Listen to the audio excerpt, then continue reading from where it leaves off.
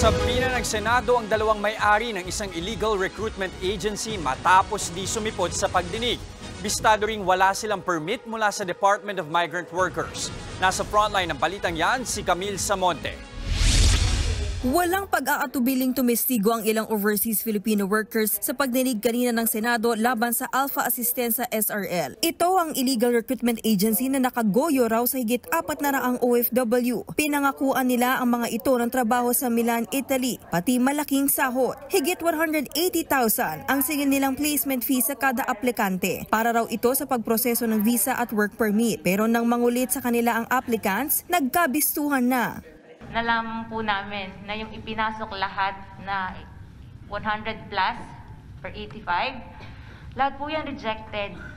Ang nakalagay po dun sa papel na ibinigay ng Italian Embassy, false daw po, peke ang dokumento. Sinubukan pa raw ng ilan na bawiin o i-refund ang gasto sa agency. Nagbigay raw ito ng tseke pero tumalbog din. May iba ring matagal na raw nagduda sa agency pero itinuloy ang aplikasyon. Na-obserbahan ko po na parang meron pong irregularities po dun sa mga documents. Kasi po, mali po minsan yung spelling ng pangalan. Katulad ko po, yung sa Nula Usta ko po pinadala ni Crisel.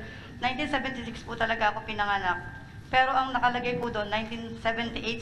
Di dumalo sa pagdinig ang may-ari ng Alpha Asistenza na sina Crisel Respicio at Frederick Dotaro. Kaya pinasabi na sila ng chairman ng Senate Committee on Migrant Workers sa Senador Raffy Tulfo. Lalo't nabisto rin na walang lisensya ang Alpha Asistenza. It was found out by the DFW investigating team that it has conducted recruitment activities in the Philippines and therefore it is guilty of conducting illegal recruitment.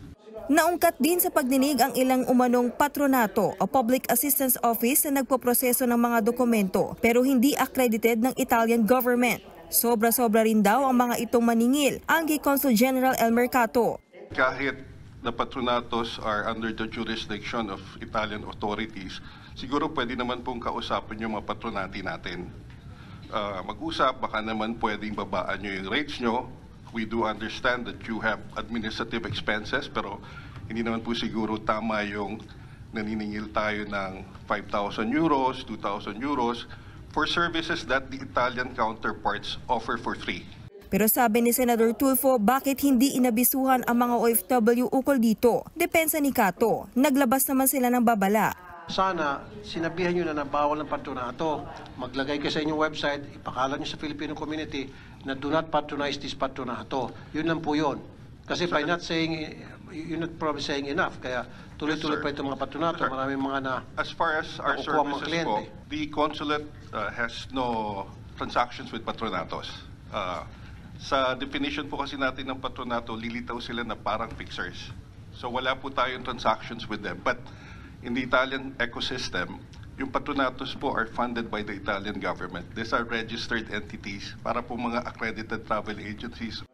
Sa ngayon, may mga abogado na raw ang konsulado na tutulong sa mga biktima ng patronato man o ng Alpha Asistenza SRL. Nagbabalita mula sa Frontline, Camille Samonte, News 5. Mga kapatid, Jiggy Manikad po, iba na ang may alam at may pakialam sa panahon ngayon. Para sa konkreto, kumpleto at komprehensibong balitaan sa Frontline, mag-follow at mag-subscribe sa social media pages ng News 5.